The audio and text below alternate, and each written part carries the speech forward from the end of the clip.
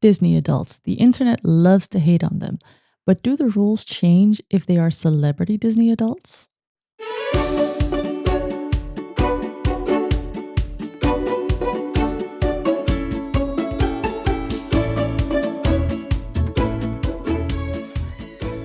Celebrities, they're just like us, meaning they can also be Disney adults. But the rules change both for them and for us once they actually go into the parks and do Disney adulty things. Now, we've talked about Disney adults before on a previous episode, but I thought it would be interesting to also do the same kind of exercise with celebrities. But before we get into all that, hi, I'm Sarah. You're listening to Factor Nostalgia, the podcast where we discuss theme parks then, now, and when. I appreciate having you here, and if you think, hey, I would like to hear more stuff like this, then you could consider becoming a Patreon member. If you become a patron, as it's technically called, I guess, you do get access to some exclusive perks and benefits. You can become a free Patreon member. You can also choose to make a small monthly monetary contribution to the podcast. This is not so you can finance my trips to theme parks. This is more to keep everything up and running, hosting costs, things like that. Each level of paid Patreon membership will also give you access to the community of Nostalgics, which is a community that I'm building of theme park loving individuals. So you can just meet and talk to like minded individuals and just have this little nice community of people who get you. Links to all of this will be in the show notes. And with all that being said, let's get back to our regularly scheduled programming and talk about these celebrity Disney adults, shall we? Now, last time we talked about Disney adults, we talked about splitting them up into categories because there are different levels to being a Disney adult, right? Now, in my opinion, the same thing applies to celebrities. There's different levels of Disney adults there, but they go about it differently just because they have different means and just a different position in society, I guess. So, what we're going to be doing today is we're going to go over these different categories. I'm going to give you some examples of all these different celebrities and things they have done that shows that they belong in said category. And of course, as always, I would love to hear your thoughts. If you have other examples, if you think I missed out on certain people, do let me know. Let's start with the most casual form of Disney adults that we see in celebrities. And those people are honestly just like us. They like to go to the parks, sometimes solo, sometimes with their kids, try to keep it inconspicuous, just go about their day. Maybe they'll bring some security, maybe they won't, but they just want to hang out, eat snacks, ride rides, stuff like that. People in this category are people like, for example, Ryan Gosling, who himself actually has talked about being a Disney adult numerous times and how he just likes to go to the parks and hang out. He famously explained this to John Stamos, who talked about it in an interview he did with Kiki Palmer, where he talked about he likes to go to the park, have his little headphones on with his little playlist and just do the stuff he likes. And he was doing all of this even before he had kids, like a true Disney adult. Now, even within these casual theme park goers, these casual Disney goers, there's some differences because, like I said, some people like to bring their security or whatever. And there are, of course, occasions where celebrities will shut down rides so they can go on a ride. And this is not completely unheard of. So, for example, Ariana Grande celebrated her 21st birthday at Disney World. Now, she even, like us mortals, as normal Disney adults, went Disney bounding. And if you're unfamiliar with it, we have an episode coming up explaining exactly what it is and how to go about it. But the short version is to kind of dress up as the spirit of a Disney character. So you're not dressing up as them, but your outfit is inspired by them. Details to follow in that future episode, so make sure you're subscribed so you don't miss it. So now we're getting into the second category, and these are the people who are slightly more enthusiastic about Disney. So not only will they kind of go to the parks and hang out and probably with security and, do the things they want to do, might also splurge on the VIP tours, which for a lot of people are out of budget. So VIP tours, if you don't know, is something you can do in, I think, all Disney parks, but it's several €100 or dollars per hour. They usually have a set minimum number of hours that you're supposed to take it. You get a personal guide who can get you on all the rides. So this is also where the rides get shut down, right? But they will take you through the park. They will show you all the ins and outs. They will, they're essentially also your queue skipping pass. And in the case of, for example, Walt Disney World, I've heard, of course, I have not done this, but I've heard that they even let you go like through the utilidors and everything, the tunnels under the castle, under the park, under Magic Kingdom. So for celebrities, I can imagine that that's convenient so you don't get mobbed by fans. Now, apart from the park going stuff, they will also openly talk about their love for Disney. And it could be Disney as a company or the parks. A good example would be Kristen Bell. She hasn't been shy about being a Disney fan. Plus, of course, we all know her as Anna's voice. So now she gets to be more, even more involved with Disney, probably in a good way. And personally, I think she did a great job as Anna. I was pleasantly surprised when I heard her singing. But that's a different topic altogether. My point is that there are these celebrities that are super outspoken about their fondness for Disney. So they take it a little bit beyond the parks. Now, where category 1 and 2 can kind of bleed into each other, here comes 3. And these are the super enthusiasts. And again, this kind of, category 2 kind of bleeds into this because, yes, you have these celebrities who are openly talking about their love for Disney and things like that. For example, Ryan Gosling was specifically asked about it. And the category 2 people will bring it up unprompted. Then we have the category 3 who take it up a notch and they go beyond the parks, beyond just talking about it when asked about it. Take, for example, Katy Perry, who will show up to Halloween events dressed up as Disney characters all the time. At Halloween all the time, not all the time, all the time. One of my favorites in this category is John Stamos. For those of you that don't know John Stamos, first of all, again, this is a podcast for geriatric millennials, but he would be Uncle Jesse from Full House. I'm sorry, that's just how I know him, and that's who he will forever be to me. However, he has played some Disney roles in some live performances of certain shows. So if you go onto Disney Plus and you look up a live rendition of The Little Mermaid, not the live action movie, but a live show of the movie, live musical, he is the chef. The one who chopped up all the fish in the kitchen. Anyway, I mentioned John Stamos earlier with that interview that he did with Keke Palmer when he brought up Ryan Gosling. Now, the full context for this is he was sort of, he started feeling a little bit awkward about being a Disney fan, as some of us may have experienced, as Disney adults. But then he talked to Ryan Gosling and he told him, look, man, I just go to the parks and do my thing and whatever. And at that point, John Stamos was like, yeah, and I should totally own it. I should just go to the parks and have fun. I can be a Disney adult. So he leaned into it. He met somebody that was also a Disney adult. They got engaged at Disney. They honeymooned at Disney. It was a whole Disney affair. Like, Disney is infused in their lives and almost in their DNA. These are the super fans. These are people that are like, yes, they are out here and they're just the next level of celebrity Disney adults. Now, when I say, for example, they got engaged and they did all this at Disney, we all know as Disney adults that, Disney can be strict about getting engaged at Disney because they organize this stuff themselves and it's not free.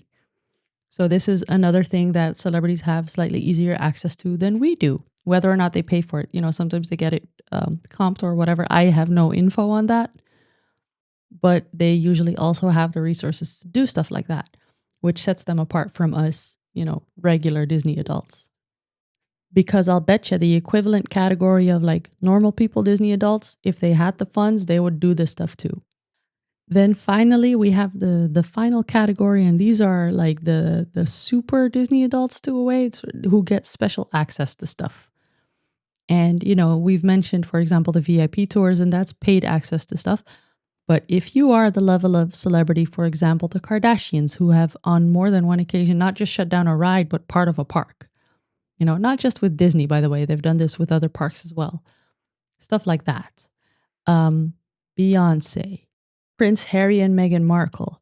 And I think the most exemplary story of this, because again, this bleeds into it again. But for me, Mariah Carey is a good example because on the one hand, she does the, somewhat of a lower category type stuff. Like, she celebrated her kid's birthday at Disney. But a few years ago, back when she was married, she had a vow renewal ceremony at Magic Kingdom. Now, anybody who has seen Disney Fairy Tale Weddings, the reality TV thing, knows that there are people who can do this. It's usually after hours. They shut down, the park is closed for regular folks.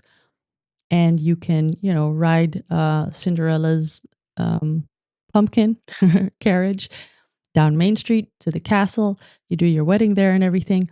Great. She did this for a vow renewal ceremony, not a wedding, a renewal ceremony.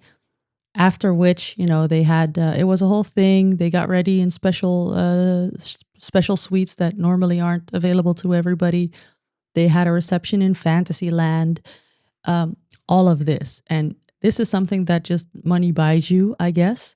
But it's also great publicity, right? So if a normal person would do this, well, I don't think a normal person would do this, because if you have this kind of money to spend on a vow renewal, Anyway, I digress. But these are the people who will recreate the entire Disney experience just for themselves, who have the funds to do that and who like to do stuff like that. So to me, this category 5, celebrity Disney adults, these are the people who will shut down parts of the park or even a whole park just for their own enjoyment. Now, we've discussed all these different categories. Why is this such a thing that people, like to talk about and like to dissect and things like that? And, separate from the normal critique that Disney adults get, why are celebrities such a category of their own? Well, for one, a lot of people just don't like having to wait in line, for hours sometimes, and then have somebody cut in line and go on a ride all by themselves or just them and their security while they're still waiting in the heat or the cold or the rain or whatever. And I get this. I do. But there are two things I want to highlight. One, I don't think it's, these people go to these parks, I think to an extent also just to feel normal and do fun stuff with their kids or with their friends. And, if you have to go on a ride with just whoever you're at the park with and your security and the rest of the train is empty, if you're on a coaster, for example, I don't know how much fun that is, because a lot of it is in the sort of the collective experience. So there's that. So, and the second thing is that it's because people can't behave themselves. Us regular folk, we can't behave ourselves when we see somebody famous. Somebody's just out here trying to have a good time, brought their friends, family, whatever, just trying to go out for the day, have a Mickey bar ice cream, wear some ears, see a parade, go on Space Mountain or whatever. And we can't behave ourselves. We have to run up to them and try to take pictures and all these different things and be annoying.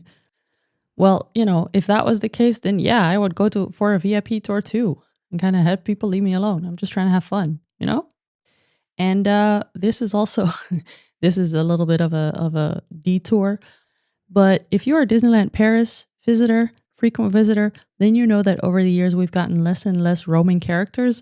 This is why, because they get mobbed the same way that celebrities would, or probably, celebrities would probably get it worse. But this is why we can't have nice things, because y'all can't behave. Speaking of not behaving, there is one other category that we haven't discussed yet that I do want to talk about, and it's celebrities who got banned from Disney for various reasons. One of the best known ones, and probably the best ones on just in general, is Robert Downey Jr., because we all know him as Iron Man, right? And we know that by now he's a Disney legend. So Disney, every year they announce a couple of legends and, they get sort of this legend award and, they become part of Disney history forever. But all the way back when he was, I don't know, a lot younger, he went to Disney and he thought it was a good idea to smoke pot on one of the rides. So, warning, not a good idea for anybody, even if you're Robert Downey Jr.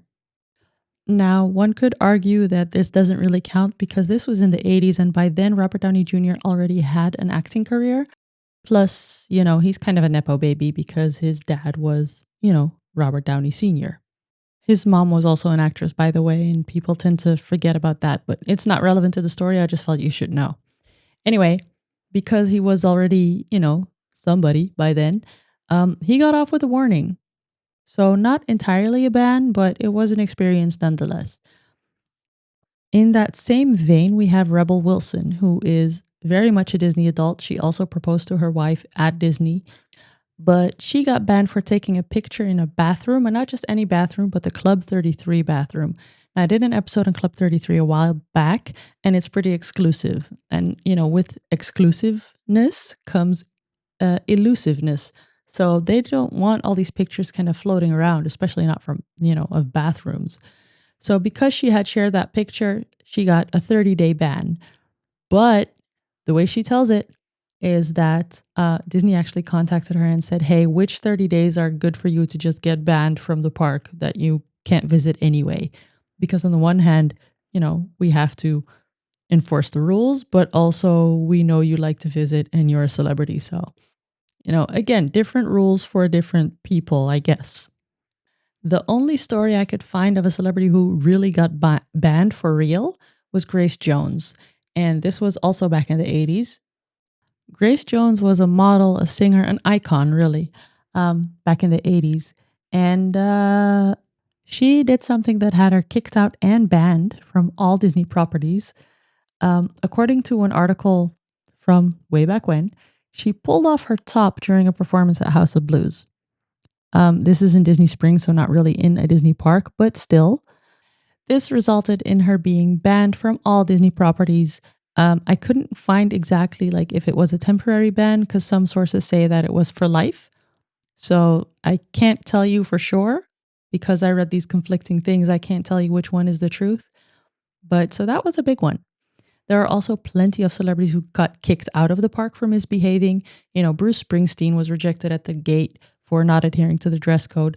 Barack Obama was booted out of the park for smoking before he was Barack Obama, obviously, President Barack Obama. But there's plenty of stuff like that happened. But I wanted to focus on the actual bans because, yeah, bad behavior is still punished. But still, as we see in the case with Rebel Wilson, for example, to a different degree than us regular folk. And I don't know, how do you guys feel about that? Because on the one hand, I get it. But on the other hand, something doesn't sit right with me about all of that. So tell me how you feel. Do you have any of these stories that I missed that you think are good examples of stuff like this? Or, are you a fan of somebody who is a Disney adult? Do let me know. Sound off in the comments. If you're listening on Spotify or YouTube, you can leave a comment directly below. Otherwise, all the ways to contact me are always in the show notes. And before you go, let me ask you for 3 quick things. One is to share this episode with somebody who might be interested in this topic or who has opinions on Disney adults or celebrity Disney adults. 2 is go into whatever podcast player you're using to listen to this right now and leave a rating or a review. That would be very much appreciated, especially if you liked it. And while you're there, number 3, make sure you're subscribed so you don't miss any future episodes. Like, for example, the one where we're going to talk about Disney bounding and things like that. I'm going to bring on somebody to talk about that with me. So it's going to be a good time, And with that, I'm going to thank you very much for listening to this episode, and I'll catch you in the next one.